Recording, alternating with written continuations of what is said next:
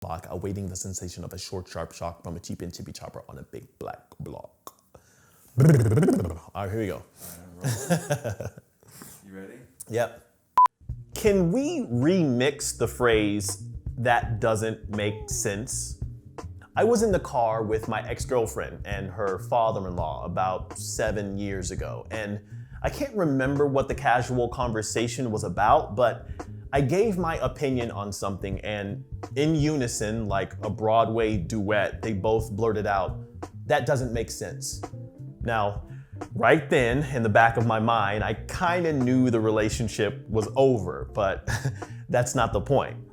What I want to know is, why are we so comfortable with phrases like, "that doesn't make sense"? Especially when there's more than one person in the exchange. Think about it. Just because I believe something you said or think is incorrect doesn't mean that in your head it doesn't make sense. And the majority of the time, what makes sense to us doesn't make us a better or worse person unless we start getting into hurting other people.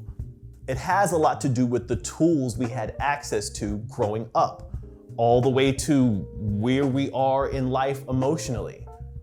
What's wrong with saying, "that doesn't make sense to me"? That, to me, is what thoughtfulness is all about. Not gluing ourselves to cliche ways of speaking to each other because those ways have been around for forever. Pausing for a moment to think about what we can add or subtract from our normal way of doing anything that adds more room for being human to the room, that's thoughtfulness. Now, this little remix to this classic phrase might seem like a minor thing, but when we stack these little close-minded moments on top of each other again and again and again, we do nothing but build walls where open doors would be such a better design.